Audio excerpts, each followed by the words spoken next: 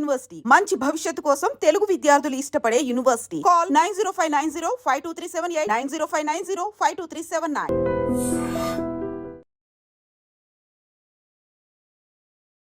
లక్ష దాటుతుందేమో బంగారం ధర కొనాలంటే ఇంకా మన వల్ల కాదేమో, తులం కొనే చోట అరతులం కొనుక్కొని సరిపెట్టుకోవాలేమో అనుకునే పరిస్థితి నుంచి గోల్డ్ ప్రైసెస్ అమాంతం క్రాష్ అవ్వడం స్టార్ట్ అయ్యాయి.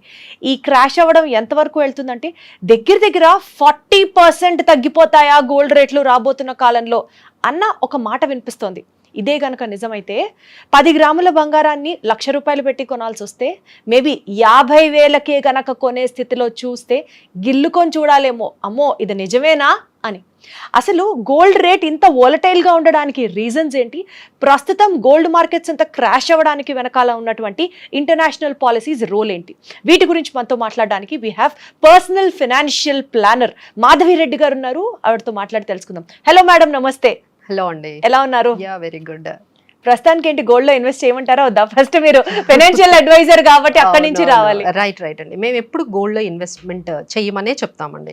ఎందుకంటే ఎవ్రీ మంత్ మనం ఎలా అయితే డిఫరెంట్ సేవింగ్స్ లో ప్రతి మంత్ ఒక్కొక్క ఇన్వెస్ట్మెంట్స్ చేస్తూ ఉంటారు. లైక్ కొంతమంది SIPs పెడతారు, కొంతమంది చిట్స్ వేస్తూ ఉంటారు. ఎవ్రీ మంత్ మనకు వచ్చిన అమౌంట్ లో మనం సేవింగ్స్ అనేవి చేస్తూ ఉంటాము. సో గోల్డ్ లో మేము ఎప్పుడు కూడా కొంత పర్సంటేజ్ మన సేవింగ్స్ అందులో కూడా వెళ్ళాలి అని అంటుంటామండి. సో దీనికి మనం మేజర్గా మేము అసెట్ ఎలొకేషన్ అంటాం. అంటే మనకున్న మనీని ఒకే అసెట్ క్లాస్లో పెట్టకూడదు. ఎగ్జాంపుల్ ఇప్పుడు లెట్సే ఇప్పుడు మనకి రియల్ ఎస్టేట్ ఉందనుకోండి, మీరు మొత్తం అమౌంట్ అంతా అందులోనే పెట్టారు. ఇప్పుడు క్రాష్ అయ్యింది, రియల్ ఎస్టేట్లో బయర్స్ ఎవరు లేరు. సో సడన్గా లిక్విడేట్ కావాలి అంటే ఎలా? మనకు ఎమర్జెన్సీగా ఒక 10 lakhs కావాలి, 20 lakhs కావాలి. అక్కడ మీకు కనిపిస్తుంది యు ఆర్ వెరీ రిచ్, మీ దగ్గర చాలా ఫ్లాట్స్ ఉండొచ్చు, ప్లాట్స్ ఉండొచ్చు, బట్ టైంకి అవైలబుల్గా ఉంటుందా? That is very liquid real estate అనేది. అలానే మనం ఏం చేయాలి, నెక్స్ట్ ఇంకొక దాంట్లో పెడతాం ఏంటి, బ్యాంక్ FDs, ఇవన్నీ కొంతమంది FDsలో పెట్టడం ఇవన్నీ చేస్తూ ఉంటారు. బట్ అందులో రిటర్న్స్ చూసుకుంటే 6% వస్తుంది. సో ఇంత తక్కువ రిటర్న్స్తోని మనము వెల్త్ క్రియేట్ చేయగలమా, అక్కడ కొంత డౌట్ వస్తుంది. ఆ తర్వాత నెక్స్ట్ ఈ రెండు వర్కౌట్ కాదులే అని చెప్పి కొంతమంది ఇప్పుడంతా మ్యూచువల్ ఫండ్స్ తర్వాత ఈ స్టాక్ మార్కెట్లోకి వచ్చారు. ఇక్కడ లిక్విడిటీ ఉంటుంది, రిటర్న్స్ ఎక్కువ ఉంటాయి. ఆ లాస్ట్ 3 years చూసి ఇక్కడికి వచ్చారు. ఇప్పుడు చూస్తే మార్కెట్స్ అన్ని ఒక్కసారిగా మనకి మార్కెట్స్ క్రాష్ అవ్వడం, గోల్డ్ రేటు పడిపోవడం రెండు ప్యారలల్ గా వెళ్తూ ఉంటాయండి. ఎందుకంటే ఎప్పుడైతే markets equity markets down trend start అవుతుందో అందరూ ఏం చేస్తారంటే ఒక సేఫ్టీ హెవెన్ని వెతుక్కుంటారు. ఇవన్నీ కూడా స్టెబిలైజ్ అయిన తర్వాత మళ్ళీ అక్కడి నుంచి మనీ అనేది గోల్డ్ నుంచి మళ్ళీ ఈక్విటీలోకి వస్తుంది. బట్ అంతవరకు ఏంటి, ఇప్పుడు ట్రంప్ ఏదైతే ఇంపాక్ట్ ఉందో మనకి, ఏవైతే ఇక్కడ ఈ టారిఫ్స్ ఉన్నాయో ఇదంతా సెటిల్ అవ్వడానికి టైం పడుతుంది కదండి. ఎందుకంటే ఆయన టారిఫ్స్ వేశారు, ఒక 185 కంట్రీస్ మీద రకరకాల పర్సంటేజ్తో వేశారు. ఇప్పుడు అన్ని కంట్రీస్ కూడా నెగోషియేషన్ స్టార్ట్ చేశాయి, కొంచెం తగ్గించండి, మేము మీ మీద తగ్గిస్తాము. అలానే ఇండియా కూడా స్టార్ట్ చేసింది. ఇండియా మీద టారిఫ్ రఫ్ గా ఎంత వేశారు మేడం? ఇప్పుడు పెరిగిన టారిఫ్ 26% వేశారు. ఇది వరకు ఎంత ఉండేది? ఇది వరకు అంతేమీ లేదండి, ఒక 7%, 10%. ఇక్కడ 26% ఎక్కువ ఉండేది. అంటే మన ఇండియాలో మ్యానుఫ్యాక్చర్ అయిన గూడ్స్ అమెరికాలో వెళ్ళి అమ్ముకోవాలి అని అంటే ట్యాక్స్ కట్టాలి, టారిఫ్స్ కట్టాలి, ఈ టారిఫ్ పే చేయాలి. 26% టారిఫ్స్ పే చేయాలి. ఆ టారిఫ్ అమౌంట్ అక్కడ గవర్నమెంట్ కి వెళ్తుంది, మనకు వెళ్తుంది. సో ఇప్పుడు మీరు మనకి కాదు, అక్కడ గవర్నమెంట్ కి మనం పే చేయాలి అంటే ఇప్పుడు మీరు ఏం చేస్తారు, ఆ 20 rupees వాళ్ళ మీద వేయడానికి ట్రై చేస్తారు. కరెక్ట్ కదా. ఇప్పుడు వాళ్ళు ఏమంటారు, మాకు ఇంత అయితే వర్కౌట్ అవ్వదు, మేము తీసుకోము, మీరు ఇంకో మార్కెట్ చూసుకోండి అంటారు. సో మనకి ఎలాగైనా ఇప్పుడు ఆ 20% మీరు భరించాలి అంటే మీకు కష్టం.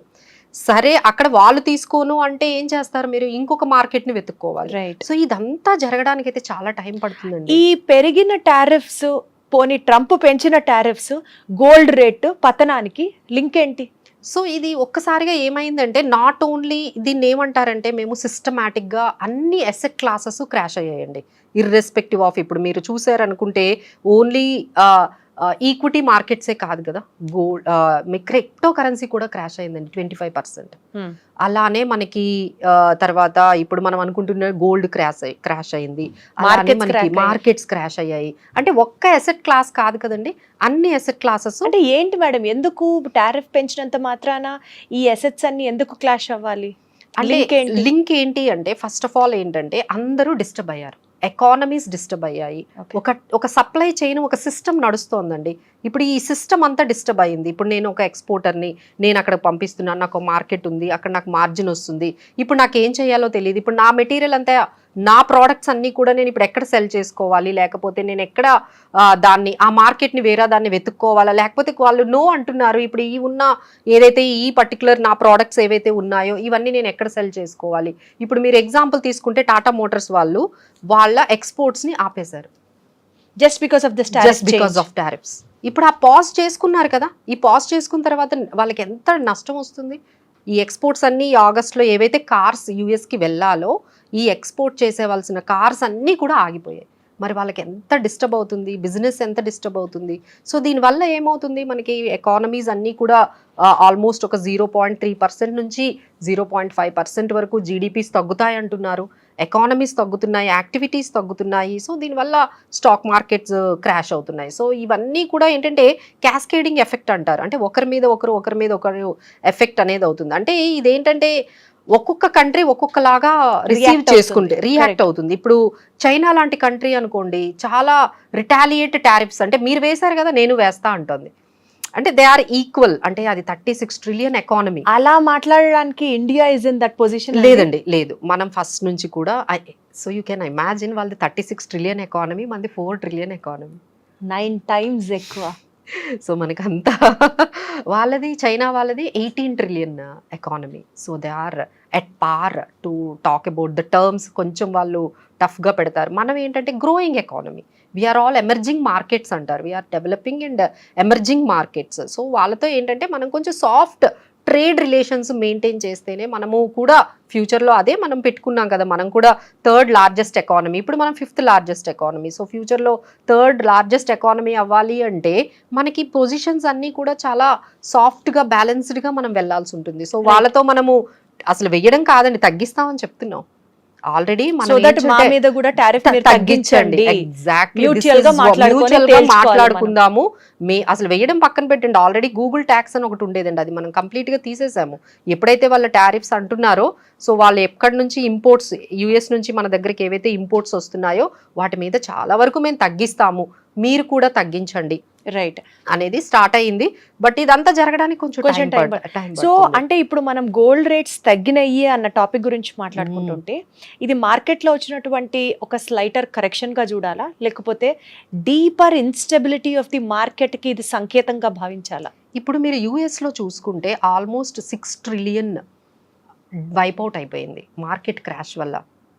అచ్చా, యుఎస్ ఎకానమీ కూడా ట్రంప్ టారిఫ్ విధానాల వల్ల సెల్ఫ్ గోల్ అయింది, వాళ్ళకి కూడా గోల్ అయ్యిందండి. సో అక్కడ కూడా చాలా, అంటే ఆల్మోస్ట్ 6 lakh పీపుల్ బయటకు వచ్చి అక్కడంతా కూడా నిరసనలు చెప్తున్నారు, మాకు చాలా నష్టం అవుతుంది. ఇన్వెస్టర్స్ కూడా వాళ్ళ మనీని చాలా పోగొట్టుకున్నారు. ఎప్పుడైతే మీకు ఒక ఇన్వెస్ట్మెంట్ లో లాస్ వచ్చిందో, ఇప్పుడు గోల్డ్ ని లిక్విడేట్ చేసుకోవడం మొదలు పెట్టారు. గోల్డ్ని అమ్మేసి అక్కడ వచ్చిన లాసెస్ కి కొంచెం లిక్విడేట్ చేసుకుంటున్నారు. మరి అక్కడ ఉన్న పాయింట్ కొంచెం క్లియర్ గా ఎక్స్ప్లెయిన్. ఇప్పుడు ఎగ్జాంపుల్, మీకు ఒక అసెట్ క్లాస్ లో చాలా లాస్ వచ్చిందండి, రైట్, చాలా లాస్ వచ్చింది, మీకు మార్జిన్స్ చాలా అవసరం. సో ఏం చేస్తారు, మన దగ్గర ఇంకొక అసెట్ క్లాస్ ఏదైతే ఉందో, ఏదైతే ప్రాఫిట్స్ లో ఉన్నారో దాన్ని బుక్ చేసుకుంటాం కదా, డబ్బులు తీసుకొని ఇక్కడ వచ్చిన నష్టాన్ని మీరు కొంచెం మేనేజ్ చేసుకోవాలి కదా ప్రస్తుతానికి. ఎందుకంటే ఆల్ ఆఫ్ సడన్ జరిగింది కదండి, మార్కెట్స్ క్రాష్ అయినాయి కాబట్టి గోల్డ్ మీద ఇన్వెస్ట్ చేసిన డబ్బులన్నీ అన్ని దేశాలు they're taking it back to some extent. ఏంటంటే ఇప్పుడు ఈ మార్జిన్స్ ఏవైతే వాళ్ళకి లాసెస్ వచ్చాయో, ఈ గోల్డ్ లో చాలా ప్రాఫిట్స్ వచ్చాయి కదండి. లాస్ట్ ఇయర్ 25% వచ్చింది, ఇయర్ కూడా ఆల్మోస్ట్ ఈ 3-4 months లోనే మన 15% పెరిగింది. సో ఇక్కడ మనం ప్రాఫిట్స్ లో ఉన్నాం కదా, కొంచెం ఈ అడ్జస్ట్మెంట్స్ కోసం గోల్డ్ ని కొంచెం లిక్విడేట్ చేశారు కాబట్టి మనకి గోల్డ్ అనేది క్రాష్ అయింది. అంతేగాని గోల్డ్కి డిమాండ్ తగ్గింది, గోల్డ్ ఇంకా తగ్గిపోతుంది ఏవైతే మీరు చెప్తున్నారో 50,000 అయిపోతుంది, we don't believe in all those. అంటే కొంతకాలం మీరు అన్నట్లు ఇందాక నెగోషియేషన్ అయ్యే వరకు you can expect the down trend of gold trend, కొంచెం ఎక్స్పెక్ట్ చేయొచ్చు. అంటే ట్రెండ్స్ అన్ని అప్ అండ్ డౌన్ నడుస్తూ ఉంటాయి కదా. సో 50,000 దాకా కూడా వెళ్తుందా అన్న ఒక ఆశ అయితే ఉంది, కానీ అంత డ్రాప్ అయితే. ఎందుకంటే గోల్డ్ లో మీకు ఈ ఈక్విటీ మార్కెట్స్ క్రాష్ అయినంత ఎప్పుడైనా మీరు గోల్డ్ తగ్గడం చూసారా మీ లైఫ్ లో? ఎప్పుడైనా ఒకేసారి? నెవర్ కదా. ఇప్పుడు ఎందుకు అలా జరుగుతుంది అనుకుంటారు? అంటే ఇదే ఫస్ట్ టైం వచ్చాయా ఫైనాన్షియల్ క్రైసిస్? ఎప్పుడు క్రైసిస్ వస్తూనే ఉన్నాయండి. మీరు కోవిడ్లో చూసారా ఇంత క్రాష్ అవ్వడం గోల్డ్? No, never. నెవర్. అంతకన్నా పెద్ద అన్సర్టనిటీ జరుగుతుందా? లేదే. అంత ఎక్స్పెక్ట్ చేయకూడదండి. అయితే ఒకటి ఇప్పుడు కొంచెం తగ్గింది అని మాట్లాడుకుంటున్నాము. తగ్గిందండి. ఈ పాయింట్ లో గోల్డ్ మీద ఇన్వెస్ట్ చేయడం is a wise choice. Very good choice అనే మేము చెప్తాము. ఈ టైం కొంచెం ఏదైతే 87,000 ఉంది, మేబీ ఇక్కడ నుంచి ఒక 2,000 తగ్గింది అనుకోండి, 85,000కి వస్తుంది కదా. సో ఎవరైతే ఇన్వెస్ట్ చేయాలి అనుకుంటున్నారో వాళ్ళందరూ కూడా 85,000, 86,000 ఇలా ఒక లెవెల్ పెట్టుకొని ప్రతి లెవెల్లో కొంత, అంటే ఇప్పుడు ఒక 1,000 రూపీస్ తగ్గింది అనుకోండి, మీరు ఇన్వెస్ట్ చేయొచ్చు. ఇంకో 1,000 రూపీస్ తగ్గింది, ఇంకొంచెం, ఇట్లా మీరు దీన్ని కూడా ఎన్కాష్ చేసుకోవచ్చు కదా. Because this is an opportunity. ఒక ఇన్వెస్టర్ సైకాలజీ మేడం ఎప్పుడు ఎలా ఉంటుందంటే, ఫియర్ కానీ, స్పెక్యులేషన్ కానీ, మీడియా నాయిస్ కానీ, వీటన్నిటికీ ఎక్కువ ఇన్ఫ్లుయెన్స్ అవుతూ ఉంటాడు. రేట్ గోల్డ్ తగ్గింది అని మాట్లాడుకుంటూ గోల్డ్ లో ఇన్వెస్ట్ చేయాలి అనుకోవడంతోనే లిక్విడేట్ అయిన గోల్డ్ మొత్తం మళ్ళీ అందులోనే ఇన్వెస్ట్ చేయడం స్టార్ట్ చేస్తే అదే గోల్డ్ ప్రైస్ కూడా హైక్ కూడా మళ్ళీ కారణం అవుతుంది. ఎందుకంటే ఇప్పుడు ఏంటంటే ఇలాంటి, అంటే ఇప్పుడు ఈ సిచ్యువేషన్ చూసాం అనుకోండి, ట్రంప్ టారిఫ్స్ అనే సిచ్యువేషన్స్ చూస్తే, ఎప్పుడైతే ఈ సిస్టమ్ లో ఫియర్ వస్తుందో ఎవరైనా సరే గోల్డ్ ని బై చేయడానికి ఇష్టపడతారంటే మనీ అంతా కూడా ఒక ఎసెట్ క్లాస్ నుంచి ఒక్కొక్క ఎసెట్ క్లాస్కి వెళ్తుంది. ఇప్పుడు ఈ సిచ్యువేషన్ అంతా సెటిల్ అవ్వడానికి ఒక 1 year పడుతుందేమో, ఎకానమీస్ కానీ లేకపోతే స్టాక్ మార్కెట్స్ కానీ ఇదంతా. మరి ఇంతవరకు మన అమౌంట్ని సేఫ్గా ఎక్కడ పెట్టుకోవాలి? ఏదో ఒక చాయిస్ ఉండాలి కదా. So that is the safest haven అని మేము గోల్డ్ని చెప్తాం. ఇంకొకటి ఏం చెప్తున్నారు అంటే, యూఎస్లో ఈ పర్టికులర్ సిచ్యువేషన్స్, ఇప్పుడు అందరూ ఇంపోర్ట్స్ వాళ్ళకి ఎవరైతే యూఎస్కి చేస్తూ ఉన్నారో వాళ్ళందరికీ టారిఫ్స్ పెంచారు. సో ఇప్పుడు అక్కడ అంతా కూడా కాస్ట్లీ అయిపోతాయి కదా. ఈ చాక్లెట్స్ కానీ, కాఫీ, ఈవెన్ స్మాల్ కార్స్ నుంచి ఇవన్నీ, semi conductors, you name everything. ఎందుకంటే యూఎస్లో 100 వస్తువులు వాళ్ళు తీసుకుంటే 60% ఇంపోర్ట్సేనండి. వాళ్ళ దగ్గర మ్యానుఫ్యాక్చరింగ్ అయ్యి ప్రొడ్యూస్ అయ్యేవి చాలా తక్కువ. సో అందుకనే వాళ్ళు ఏం చేస్తారంటే అన్ని ఎక్కువ ఇంపోర్ట్సే చేసుకుంటారు. ఇప్పుడు అన్నిటి మీద ప్రైస్ పెరుగుతుంది, ఇన్ఫ్లేషన్ పెరుగుతుంది కదా. ఇన్ఫ్లేషన్ పెరిగింది అంటే గోల్డ్ పెరుగుతుంది. సో ఇన్ఫ్లేషన్కి తర్వాత గోల్డ్కి ఎప్పుడు కూడా డైరెక్ట్ రిలేషన్ ఉంటుంది. అంటే ఇప్పుడు ఈ ట్రంప్ టారిఫ్స్ వల్ల గోల్డ్ రేట్ తగ్గింది అని మనం ఎట్లయితే మాట్లాడుకుంటున్నామో అది తాత్కాలికమే. కరెక్ట్. ఈ గోల్డ్ రేట్, ఈ టారిఫ్స్ వల్ల గోల్డ్ రేట్ కూడా పెరుగుతుంది, బికాజ్ ఇన్ఫ్లేషన్ కూడా పెరుగుతుంది. ఫ్యూచర్ లో పెరగడమే కానీ తగ్గడం అనేది లేదండి. జస్ట్ అక్కడ పాజ్ తీసుకుంది. జస్ట్ ఇక్కడ కొంతమంది గోల్డ్ ప్రాఫిట్ కూడా బుక్ చేసుకుంటారు కదండి. They have got lot of profits in so long. So వాళ్ళందరూ కూడా ఇప్పుడు ప్రాఫిట్ బుక్ చేసుకుంటున్నారు. కొంచెం అందుకని కొంచెం మనకి ఆ పర్టికులర్ ఎంత పర్సెంటేజ్, 3% తగ్గింది. క్రాష్ అని అంటామా? 3% గోల్డ్లో మనకి 3.5 weeks లో నుంచి గోల్డ్ తగ్గడం అనేది మనకి కనిపించింది. ఈ 3 weeks నుంచి మనం గోల్డ్ అనేది తగ్గుతూ ఉంది. అక్కడ మనకి ఎంత తగ్గింది అనేది మాట్లాడుకుంటే ఒక 3%. ఓన్లీ 3% కి ఎంత తగ్గిపోయిందని మనము ఫీల్ అవుతున్నాము. సో 87,000 అండి ఇప్పటికి కూడా మనకి. 87,000 అనేది it's not so big crash అనేది మనం చెప్పదలుచుకోలేదు. బట్ ఏంటంటే anyhow this is an opportunity అనుకొని ఎవరైనా బై చేసుకోవాలంటే you can buy in the gold అండి. గోల్డ్ లో మీకు వేగంగా మేడం మైనింగ్ రిజర్వ్స్ పెరగడం కానీ, ఫైనాన్షియల్ బ్యాంక్స్ లో ఇంట్రెస్ట్ రేట్లు తగ్గడం కానీ, లేకపోతే బ్యాంక్స్ లో గోల్డ్ రిజర్వ్స్ పెరగడం కానీ కూడా కారణాలు అవ్వచ్చా గోల్డ్ రేట్ తగ్గడానికి? లేదండి, గోల్డ్ రేట్ ఇంత తగ్గడానికి అయితే మాత్రం కారణము అన్ని అసెట్ క్లాసెస్ క్రాష్ అయ్యాయి. నేను చెప్పినట్టుగా ఈక్విటీ క్రాష్ అయింది, తర్వాత క్రిప్టో కరెన్సీస్, తర్వాత స్టాక్ మార్కెట్, అలా దాంతో పాటు గోల్డ్ కూడా క్రాష్ అయింది. అంతే. That is what equivalent to all asset classes crash అయ్యాయి కాబట్టి గోల్డ్ క్రాష్ అయింది. కానీ బట్ దీనికి మనం ఇది ఇంతే ఇంకా పడిపోతుంది అంటే మాత్రం మాకేంటంటే అంత గోల్డ్ పెరగడానికి ఇంకా పాజిటివ్గానే అనిపిస్తుంది కానీ నెగిటివ్గా అయితే డిమాండ్ అయితే కనిపించట్లేదండి. ఎందుకంటే ఫియర్, అన్సర్టనిటీ ఎంత ఉంటుందో గోల్డ్ అంత పెరుగుతుంది. ఫియర్, అన్సర్టనిటీ ఎంత ఇంక్రీజ్ అయిపోతూ ఉందో గోల్డ్ అంత ఇంక్రీజ్ అయిపోతుంది. సో అలానే ఇన్ఫ్లేషన్ ఎంత పెరుగుతుందో గోల్డ్ అంత పెరుగుతుంది. ఇంట్రెస్ట్ రేట్స్ ఇప్పుడు యూఎస్లో ఐ థింక్ మేబీ 1-2 weeksలో ఇంట్రెస్ట్ రేట్స్ మళ్ళీ తగ్గించబోతున్నారు. తగ్గిస్తే గోల్డ్ పెరుగుతుంది. సో మా సంకేతాలన్నీ కూడా గోల్డ్ పెరగడానికి. ఇంట్రెస్ట్ రేట్స్ యూఎస్లో fed interest rates, Trump is asking fed కమిటీని మీరు ఇంట్రెస్ట్ రేట్స్, మన దగ్గర కూడా మన దగ్గర ఆర్బీఐ ఇంట్రెస్ట్ రేట్స్ తగ్గిస్తుందండి. సో మీకు ఈఎంఐస్ బాగా కాస్ట్లీ అవుతున్నాయి, మీకు పర్చేసింగ్ పవర్ తగ్గుతుంది అని చెప్పి మన దగ్గర కూడా ఆర్బీఐ గ్రోత్ ఎప్పుడైతే తగ్గిపోతుందో ఇంట్రెస్ట్ రేట్ భారం మీకు పెరుగుతుంది కాబట్టి వాటిని తగ్గించడానికి రేపు మన ఆర్బీఐ కూడా ఇంట్రెస్ట్ రేట్స్ తగ్గిస్తున్నారు. సో మీకు ఏవైతే లోన్స్ ఉంటాయో లోన్స్ మీద మీరు తీసుకునే హోమ్ లోన్స్ మీద కూడా కొంచెం మీకు రిలీఫ్ అనేది మేబీ నెక్స్ట్ వీక్ నుంచి మీరు చూడొచ్చు. కనపడదు కానీ గోల్డ్ ఇన్నిటి మీద ఆధారపడి చాలా. ఉంటుంది. ఇంట్రెస్ట్ రేట్ తగ్గితే తగ్గితే gold gold rate rate పెరుగుతుంది. అసలు చాలా మార్కెట్ క్రాష్ అయితే గోల్డ్ రేట్ పెరుగుతుంది. That is the safest haven అన్నమాట. ఎందుకంటే అందరూ ఎందుకు దాన్ని వెళ్తారంటే అది మిగతా వాటిలాగా అంతలా క్రాష్ అవ్వదు. రైట్. మిగతా ఇప్పుడు మనం రియల్ ఎస్టేట్ క్రాష్ అయినట్టు, లేకపోతే మిగతా అసెట్ క్లాస్ అయినా స్టాక్ మార్కెట్స్ క్రాష్ అయినట్టు, ఇది ఇంత జరిగినా చూడండి 3% కదా. ఏదన్నా మనం మార్కెట్ టెక్నికల్ స్టాండ్ పాయింట్ నుంచి అండి ఈ గోల్డ్ రేట్స్ పడిపోవడానికి ఒక రెసిస్టెన్స్ హోల్డ్ ఏదైనా వస్తుంది అని ఎక్స్పెక్ట్ చేయొచ్చా ఈ 1 year లోపు రఫ్ గా అనుకుంటే? అంటే ఇప్పుడు గోల్డ్ ఒక లెవెల్ వరకు, అంటే ఇప్పుడు మనం రీసెంట్ హైస్ ఏవైతే చూసామో మనం 89,000 వరకు మనం చూసాము. బట్ మా ఎక్స్పెక్టేషన్ ఇప్పుడు ఎట్లా మేము అనుకునేది ఏంటంటే సెన్సెక్స్ 1 lakh అవుతుంది అనుకున్నాం అండి ముందుగా. బట్ సెన్సెక్స్ ని మించి గోల్డ్ 1 lakh అవుతుంటే మాకే ఆశ్చర్యం వేస్తుంది అసలు. జస్ట్ షాక్డ్ అసలు. మేము అనుకున్నాం సెన్సెక్స్ 1 lakh ముందు రీచ్ అవుతుంది గోల్డ్ కన్నా అనుకున్నాము. బట్ గోల్డ్ మా సెన్సెక్స్ ని కూడా బీట్ చేస్తూ దానికన్నా ముందు మేమే 1 lakh. ఎలాంటి స్టెప్స్ జరిగితే గోల్డ్ రేట్ కి రెసిస్టెన్స్ వస్తుందని అనుకోవాలండి? అసలు మనం చూస్తామా ఏది తగ్గుతుందనా? అట్లీస్ట్ అక్కడతో ఉంటుందా అన్నది అసలు లేదండి. సిచ్యువేషన్స్ అలా లేవు. బయట సిచ్యువేషన్స్ ఏంటంటే చాలా రిస్క్ అనేది పెరిగిపోతూ ఉంది. ఇప్పుడు ఒకవైపు ఈ ట్రేడ్ అంటే దీన్ని మేము ట్రేడ్ వార్ అంటామండి. You are seeing some kinds of wars కదా. ఇప్పుడు మనము ఇక్కడ అంటే different kind of war. But ఈ ట్రేడ్ కూడా ఒక రకమైన వారే between US and China. Between US and the rest of the world. Rest of the world కన్నా చైనాతో ఇంకొంచెం ఎక్కువగా స్టిఫ్ గా ఉంది. ఇప్పుడైతే ఇప్పుడు యుఎస్ అనేది బిగ్గెస్ట్ ఎకానమీ. అక్కడ స్లో డౌన్ అయిందనుకోండి, మన ఇండియాలో మనం ఎంత స్ట్రాంగ్గా ఉన్నా బికాస్ ఆఫ్ యుఎస్ రెసిషన్లోకి వెళ్ళిపోతుందా, యుఎస్ స్లో డౌన్ అవుతుందా, దాని ఇంపాక్ట్ మన మీద ఉంటుంది. సో వాళ్ళు అందరూ అంటే ఎంటైర్ బిగ్గెస్ట్ ఎకానమీస్ ఎప్పుడైతే ఫ్లరిష్గా ఉంటాయో మన ఇండియా కూడా ముందుకు వెళ్తుంది. బట్ ఎప్పుడైతే మిగతా ఎకానమీస్ అన్నీ కూడా స్లో డౌన్ అవుతాయో దాని ఇంపాక్ట్ అనేది, ఎందుకంటే వీఆర్ ఇంటూ గ్లోబలైజేషన్, ఈ గ్లోబలైజేషన్ ఇంపాక్ట్ వల్ల ఒకరు కానీ స్లో అయితే దాని ఇంపాక్ట్ మన మీద కూడా పడుతుంది. సో దానివల్లే అంతా కూడా ఫియర్గా ఫీల్ అవుతున్నారు. Because of that fear US కానీ స్లో డౌన్ అయితే, వాళ్ళ ఎకానమీ స్లో డౌన్ అయితే, చైనా ఎకానమీ స్లో డౌన్ అయితే మన ఇండియా వెరీ స్ట్రాంగ్ అండి. ఇప్పటికీ కూడా డొమెస్టిక్గా కానీ మనకున్న కన్జంప్షన్ కానీ అంతా కూడా స్ట్రాంగ్. మన జిఎస్టీ కలెక్షన్స్ కానీ మీరు ఏ వైపు చూసుకున్నాంటే, అఫ్ కోర్స్ ఇప్పుడు మనం అన్ని అసెట్ క్లాసెస్ క్రాష్ అయ్యామనుకున్నాం, క్రూడ్ కూడా క్రాష్ అయింది. Crude also become $64.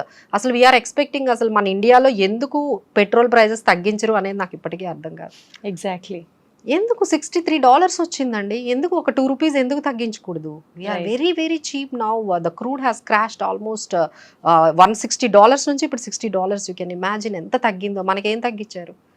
సో ఇలాంటివన్నీ కూడా మనకి ఇంటర్నేషనల్గా ఈ క్రాషెస్ అనేది ఆ ఒక్క అసెట్ క్లాస్ కాకుండా క్రూడ్ కూడా తగ్గింది. ఇవన్నీ కూడా మనకి పాజిటివ్. ఎందుకంటే ఇండియా ఇంపోర్ట్స్ ఎ లాట్, క్రూడ్ని బాగా ఇంపోర్ట్ చేసుకుంటుంది. ఇప్పుడు అది చాలా చీప్ అయిపోయింది కదండి.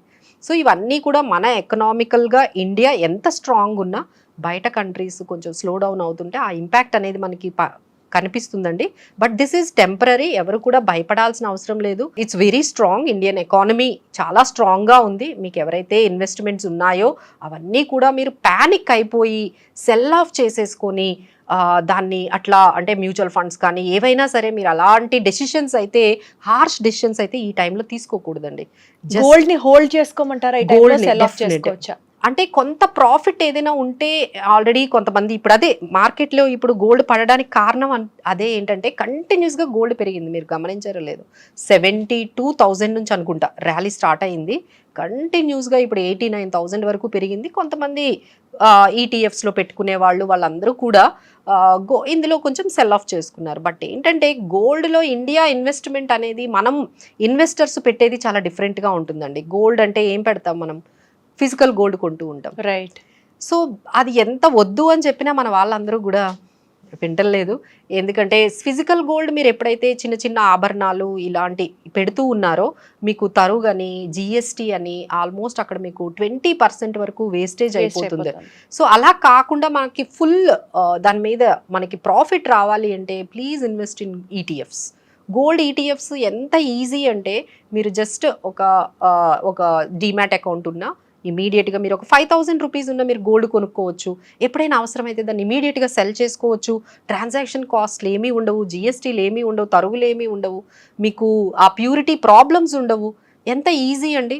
సో యాజ్ అన్ ఇన్వెస్ట్మెంట్గా మీరు గోల్డ్ని చూడాలి అనుకుంటే మాత్రం గోల్డ్ ఇన్వెస్ట్మెంట్ ఇన్ ఈటీఎఫ్స్.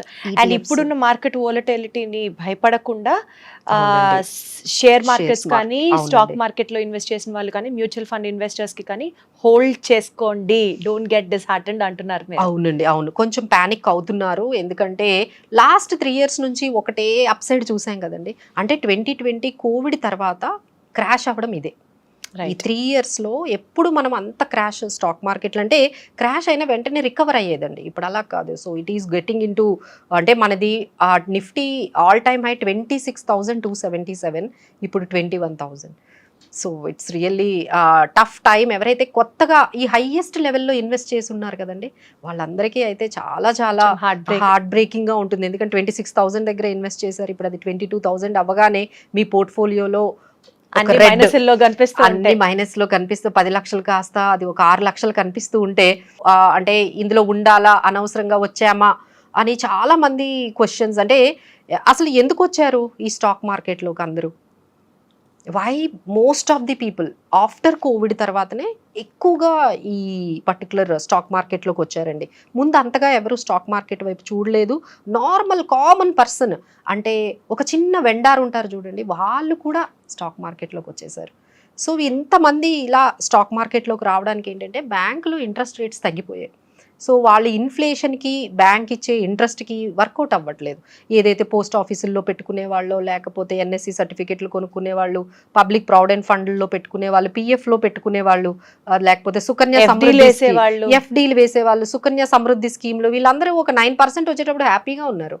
ఎప్పుడైతే అది 9 కాస్త ఇప్పుడు 6% అయ్యిందో so they are searching for another. ఇప్పుడు ఈ పాయింట్ ఆఫ్ టైంలో స్టాక్ మార్కెట్లో ఉంచడం బెటరా, గోల్డ్ ఈటీఎఫ్లు కొనుక్కోవడం బెటరా, లేకపోతే ట్రెడిషనల్ బ్యాంకింగ్ విధానాలు మీరు అన్నట్లు ఎఫ్డీలు ఆర్డీలు ఇవి బెటరా? ఎక్సలెంట్ క్వశ్చన్ అండి. The question how we can give it. అన్నిట్లో మనం ఉండాలి. అన్ని అసెట్ క్లాసెస్లో ఒక పర్సంటేజ్ అనేది మనం పెట్టుకోవాలి. ఎగ్జాంపుల్ ఒక 100 రూపీస్ ఉన్నాయనుకోండి, 50 రూపీసో 40 రూపీసో మీరు ఈక్విటీ పెట్టండి. ఆ తర్వాత ఒక 30 రూపీస్ ఏంటి బ్యాంక్ ఎఫ్డి కానీ, లేకపోతే సుకన్య సమృద్ధి స్కీములు కానీ, లేకపోతే పిఎఫ్లు